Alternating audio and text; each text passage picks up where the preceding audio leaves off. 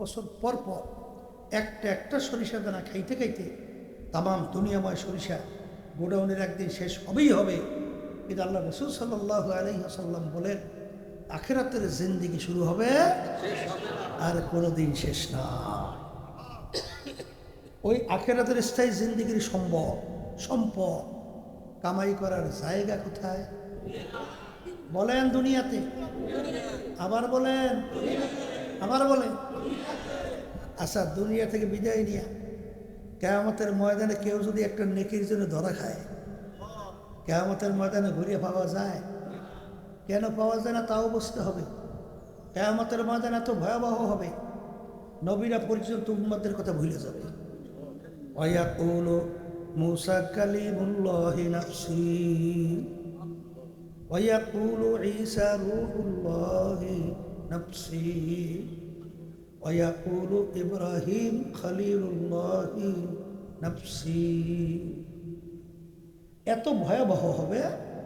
আল্লাহ রাব্বুল আলামিন কোরআনুল কারীমের ভিতরে কিয়ামতের ভয়াবহতা বুঝাতে চাই বলতেছেন, ইয়াউমা ইয়াফিরুল মারউ মিন আখিহি ওয়া উম্মিহি ওয়া আবিহি ওয়া সাহিবাতিহি ওয়া বানিহি লিকুল্লি ইমরিইম মিনহুম ইয়াউমা ইযিন শা'নুন ইউগনিহি।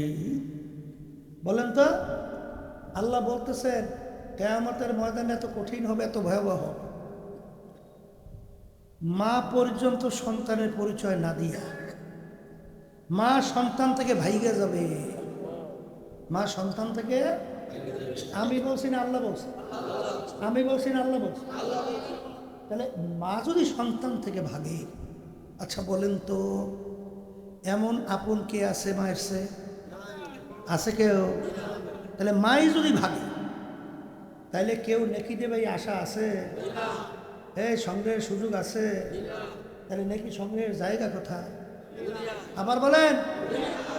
তাহলে দুনিয়ায় যদি হয়, অনেকের আমাদের কাছে নেকির গুরুত্ব নাই। কারণ কি? আখেরাতের পরিচয় পাই নাই, আল্লাহর পরিচয় পাই নাই। কথা বলে না? অনেকে আমরা দুনিয়ার পরিচয় পেয়েছি। দুনিয়ায় পরিচয় পাওয়ার কারণেই আজকে দুনিয়া নিয়ে 24 ঘন্টা ব্যস্ত। কথা ঠিক কিনা? আমি বাচ্চাদেরকে জিজ্ঞাসা করি, দুনিয়া কি আরামের জায়গা? আর দুনিয়া দারুল মেহনে ওয়াল বালা, দুনিয়া বালা মুসিবতের জায়গা, কষ্ট ক্লেশের জায়গা। কেউ কোনোদিন দুনিয়াতে শান্তি পায় নাই, কেউ কোনোদিন পাবে না। এই ঠান্ডাই গরম, এই ছেলে কথা শোনে না, মেয়ে কথা শোনে। তাই বাপ যদি সন্তান কথা না শোনে, খুব আরাম না? না শান্তি? কথা কথা এই স্ত্রী কথা শুনতে চায় না, শান্তি না অশান্তি? আবার স্বামীরা বেকায়দায় চলে, স্ত্রীকে শান্তি না অশান্তি? রোগ ব্যাধির কোনো শেষ আছে? আছে কোনো শেষ? তাহলে এই দুনিয়াটা কেউ শান্তি তালাশ করলে পায় নাই, পাবে না। আর দুনিয়া এবং দুনিয়ার যত সম্পদ, এই সম্মান, এই যাহা কিছু শোনে, আল্লাহ আল্লাহ রসুলের কাছে এর মূল্য কি? আল্লাহ হাবিব বলেন, আর দুনিয়া জিফাতুন ওয়া তালিবুহা কিলা। এবার উম্মতেরা, দুনিয়াটা হলো একটা মরগের মতো মুর্দা, এর পিছনে যারা পড়বে, আখিরাতের স্থায়ী জিন্দেগি যারা ধ্বংস করবে, এরা হলো দুনিয়ায় কুকুরের দল। এই মরগের পিছনে দৌড়ায় কারা? না মানুষ? আস্তে কুকুর না? তাইলে দুনিয়া এবং দুনিয়ার যত সম্পদ, আল্লাহ এবং আল্লাহ রসুল বলতেছেন এটা একটা মরগের মতো। কথা বোঝেন? আল্লাহ রাব্বুল আলামিন দুনিয়া সম্পর্কে বলতেছেন, মান কানা ইউরিদু হারসাদ দুনিয়া নুতিহি মিনহা। আমার মালিক বলেন, কেউ যদি আমার কাছে দুনিয়া চায়, আমি তাকে দুনিয়া দিয়া দেব। ওমা লাহু ফিল আখিরাতি মিন খালাক। আর কিয়ামতের ময়দানে তাদের আর কোনো অংশ ইচ্ছা আর দেব না। তাহলে বোঝা গেল যে দুনিয়া এবং দুনিয়ার ভিতরে যত সম্পদ আল্লাহর কাছে কোনো মূল্য আছে? আসতে কয় তো আমিনু কামা আমানান্নাস। আল্লাহ রাব্বুল আলামিন বলেন তোমরা ঈমান আনো সাহাবায়ে কেরাম যেভাবে ঈমান আনছিল। কারা? আবার বলেন তাদের ধরন তাদের মতো ঈমান আনতে বলছে। কে বলছেন? সাহাবায়ে কেরামদের ঈমান কেমন ছিল? হে আল্লাহর বান্দারা, তোমার আমার ঈমানের অবস্থা কি? হে আল্লাহর বান্দারা, ভালো করে বোঝা লাগবে। আবু বকর সিদ্দিক রাদিয়াল্লাহু তাআলা আনহু বড় ধনী ছিল না? শোনেন না, উলামায়ে কেরাম বয়ান করে 40,000 স্বর্ণ মুদ্রা প্রকাশ্যে আল্লাহ রাস্তায় দান করছিল। গোপনে 40,000, তাইলে 80,000 স্বর্ণ মুদ্রা বর্তমান যুগে 100 কোটি টাকার মালিক। ঠিক কিনা? আল্লাহর হাবিবের দরবারে বসা, সালার শট গায়ে, সালার শট পরনে, সিরিয়ে গেছে সালার শট কিনে জোড়া দেবে, তে পয়সাও নেই। আল্লাহর কাছে অবস্থাটা বড় পছন্দ হয়ে গেছে। জিবরাইল সালাতু ওয়াসসালামকে পাঠাইস, যাও জিবরাইল আমার হাবিবকে যাইয়া বলো আমি আবু বকরের কাছে সালাম পাঠাইলাম। আর দোয়া কর, জিজ্ঞেস করিল আবু বকর এত বড় ধনী, এত বড় বংশের, এত বড় নেতা, এই অবস্থায় পড়ার পরে আবু বকর আমার খুশি না বেচা, এটা আল্লাহ জানতে চাইছে। জিবরাইল সালাতু ওয়াসসালাম আসে বলতেছে আল্লাহ রাসূল, আল্লাহ রাব্বুল আলামিন আবু বকরের কাছে সালাম পাঠাইছে আর জিজ্ঞেস করতে বলছে এই অবস্থায় আবু বকর পড়ার পরে আল্লাহর খুশি না বেজার, আল্লাহ জানতে চাইছে। আল্লাহ হাবিব সাল্লাল্লাহু আলাইহি ওয়াসাল্লাম বলে আবু বকর আমার মালিক তোমার কাছে সালাম পাঠাইছে আর জিজ্ঞেস করতে বলছে তুমি এই অবস্থায় পড়ার পরে তুমি আল্লাহর খুশি না বেজার, আল্লাহ জানতে চাইছে। তিনি 2 চোখের পানি ছাড়িয়ে দিচ্ছে, সাইরা কান্দে আর বলে ইন্নী লিরাব্বির রাস, আমি আমার মাওলার উপরে খুশি, আমি আমার মাওলার উপরে রাজি। কথা ঠিক না ভাই? ঠিক। হাকিকত সে তো দুনিয়া বে খবর হ্যায়, দুনিয়া কি নুমাইশ পর নজর হ্যায়। এ দুনিয়ার পাগল মস্তে আশিক মস্তে মাশুক, বাদশাহ মালে মাস্ত, পীরে মস্তে জিরে মস্তে, শায়েখ দর আসরারে মাস্ত। দুনিয়ার ভিতরে যত মানুষ বিচরণ করে সব কিন্তু পাগলের দল। কেউ বা বেশি বেশি টাকা পয়সা কামাই করার জন্যে পাগল, কথা বলে না? কেউ বা মেম্বার হওয়ার জন্যে পাগল, কেউ বা চেয়ারম্যান হওয়ার জন্যে পাগল, কেউ বা এমপি হওয়ার জন্যে পাগল, কেউ বা সুন্দর গাড়ি বাড়ি করার জন্যে পাগল, কেউ বা পীর মুফতি মুহাদ্দিস হওয়ার জন্যে পাগল, কেউ বা সুন্দরী মেয়ে বিবাহ করার জন্যে পাগল, কেউ বা সভাপতি সেক্রেটারি হওয়ার জন্যে পাগল। আর একদল মানুষ দুনিয়া বিচরণ করে তারাও কিন্তু একদল পাগল, তারা হলো আমার মাওলা পাগল। কি দুনিয়াদার পাগল না? একটু মাঝে মাঝে নিরিবিলি একটু চক্ষু বন্ধ করে মুরাকাবা করা দরকার নাই? একটু চিন্তা করা দরকার নাই? আসতে কয় তুমি নিরিবিলি চক্ষু বন্ধ করো, দুনিয়ার দিকে পিছনের দিকে তাকাও, মনে হয় সব কালকের ঘটনা। কি কালকের ঘটনা মনে হয় না? হয় না?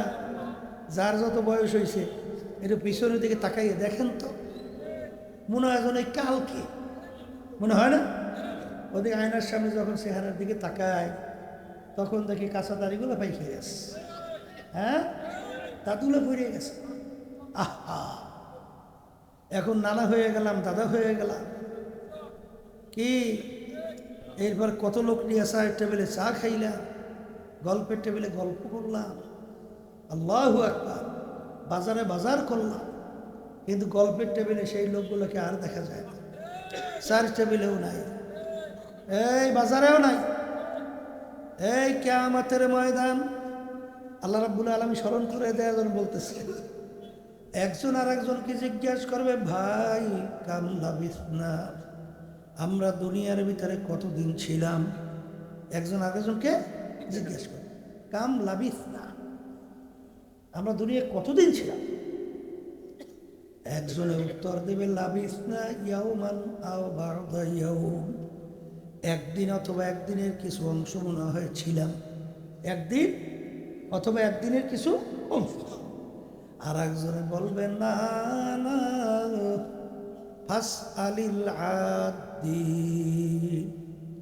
যারা হিসাব রাখছে তাদের কাছে জিজ্ঞাসা করে দেখো। আমার তো মনে হয় ঘরের এক দরজার থেকে ঢুকলাম, অন্য দরওয়াজা থেকে বের হয়ে আসলাম, মানে ঢুকলাম বের হইলাম, ঢুকলাম বের হইলাম। আমার কাছে দুনিয়ার জিন্দেগি এরকমই মনে হয়। কি আল্লাহর বান্দারা, কি মাঝে মাঝে চক্ষু বন্ধ করে পিছনে তাকাইলে এরকম মনে হয় না? এরকম মনে হয় না?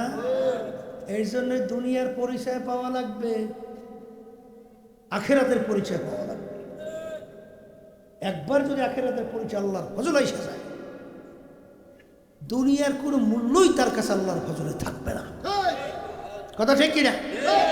যদি থাকতোই, সাহাবায়ে কেরামদের ইতিহাস পড়লে দেখেন, তাদের কাছে দুনিয়ার কোনো মূল্য ছিল মেয়া? কথা কয় ছিল কোনো? এই যে শরীর ওসমান গনি রাদিয়াল্লাহু তাআলা আনহু, এখনো মদিনা শরীফ দেখবেন বড় বড় মাজরা, বড় বড় কি মাজরা আছে, এই বাগান। ওসমান গনি রাদিয়াল্লাহু তাআলা আনহুর নামই হলো ধনী ওসমান। নাম কি? তাদের দিলের ভিতরে দুনিয়ার মোহাব্বতের অবস্থান কি? তার এই ব্যবসা করতেন, বড় ব্যবসা, মালের বহর আসছে, বহুত বিরাট মালের বহর, মালের খুব দরকারও ছিল, দামও উঠে গেছে, 1 টাকায় 4 টাকা। এই 1 টাকার মাল। এখন তিনি বলতেছেন, তোমরা আমার মালের দামে 1 টাকা থেকে 4 টাকা বলছো, আমার কাছে আর একটা সুসংবাদ আছে, 1 টাকায় 10 টাকা। এই কথা বললে সমস্ত মালের বহর সব আল্লাহ রাস্তা দান করেছে। কথা ঠিক কিনা? এটা কিন্তু দিলের ব্যাপার, ধনী হওয়া কিন্তু দোষ না, কিন্তু অন্তরের ভিতরে দুনিয়ার মোহাব্বত প্রবেশ করার দোষ। কথা ঠিক না? ঠিক। এই জন্য দেখবেন, এই যে বড় পীর আব্দুল কাদের জিলানী রহমাতুল্লাহি আলাইহি, তার দরবারের মধ্যে এক আলেম যাওয়ার পরে দেখে হুজুরের দরবারে শান শওকতের কোনো অভাব নাই, দালান কোঠা অনেক কিছু। তখন তিনি চিন্তা করলেন, এত বড় দুনিয়াদার, এ আল্লাহ আল্লাহ হয় কিভাবে? এখন মুখে বলতেও পারে না, ভয় পায়। তখন হয়তো বা বাথরুমের ভিতরে ঢুকছে, এখন মনে ভাবটা প্রকাশ করবে কিভাবে?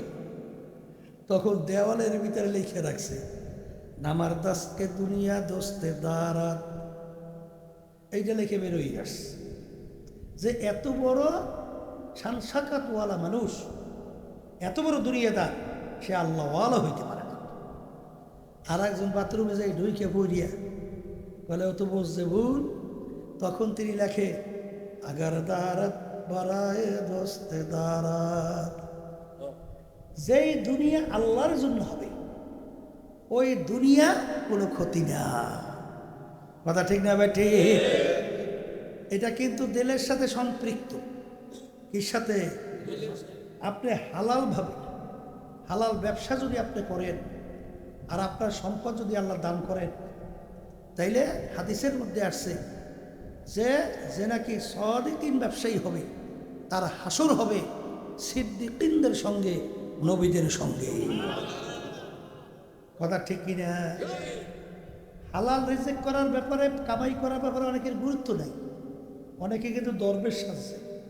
দরবেশ বোঝেন না? এমন কামাই নাই, রোজগার নাই, কাজ নাই, কাম নাই, ব্যবসা বাণিজ্য কিছুই করে না, এমন দরবেশ জঙ্গলে জঙ্গলে ঘুরে, রাস্তায় রাস্তায় ঘুরে। এইটা ইসলাম নির্দেশ দিছে? এইটা ইসলাম নির্দেশ দিছে? হ্যাঁ, এই জন্য বোঝা লাগবে নামি গুয়াম কে আজ দুনিয়া জুদাবাস বাহার কার কে বাসি বা খোদাবাস। আমার মালিক বলেন নাই যে তোমার সংসারাদি বাদ দিয়া, ব্যবসা বাণিজ্য বাদ দিয়া, দোকানপাট বাদ দিয়া, এই খেতে খামার কাজকর্ম সব বাদ দিয়া তুমি জঙ্গলে যে আমার ইবাদত করো, এ নির্দেশ তো আল্লাহ দেয় নাই। আল্লাহ বলছে সব করা লাগবে, কিন্তু একটা মুহূর্ত আমার স্মরণ ভোলা যাবে না।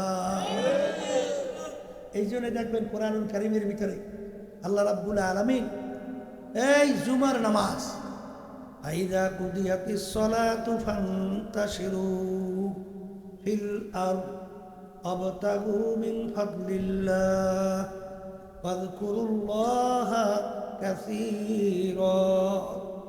আল্লাহ রাব্বুল আলামিন কি বলছেন? নামাজ আদায় করার পরে তোমরা দেরি না কইরা জমিনের ভিতরে নামবা। কেন? হালাল রেজেক কামাই করার উদ্দেশ্যে। কিন্তু ওই হালাল রেজেক যে কামাই করবা, এর ভিতরে আমার জেকের বেশি বেশি পরিমাণে করবা। যারা বলে কথা ঠিক কিনা? কোনটা দুনিয়া কোনটা আখিরাত, এটা কিন্তু বুঝতে হবে। একজন রাস্তার ফকির হইয়াও দুনিয়াদার হতে পারে, আর একজন রাজ সিংহাসনে বৈশাও সে আল্লাহওয়ালা হইতে পারে। কথা ঠিক না ভাই? ঠিক।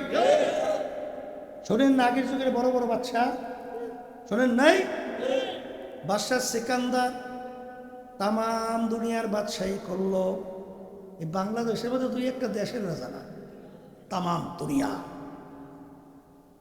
রাজত্ব করার পরে তিনি ইন্তেকালের আগে ওসিয়াত করছিল, আমার মৌতের পরে আমাকে গোসল করাবা, কাপড় পরাইয়া হাত ধরে একটু বাহিরে রাইখা খাটের ভিতরে উঠাইয়া খালি হাত বাহিরে রাইখা শহরটাকে ঘুরাইয়া তারপর আমাকে দাফন করবা। তিনি দুনিয়ার থেকে বিদায় হওয়ার পরে গোসল করাইয়া কাপড় পরাইল, খাটের ভিতরে উঠাইল, হাত দুইটা বাহিরে শহর ঘুরায়। যারা বোঝে না তারা বলছে, দেখছ বাদশাহ আজীবন আমাদের থেকে খাজনা এবং ট্যাক্স নিল, এখন মরার পরে কেমন হাত পাইতে আছে, মনে হয় খাজনা এবং ট্যাক্স।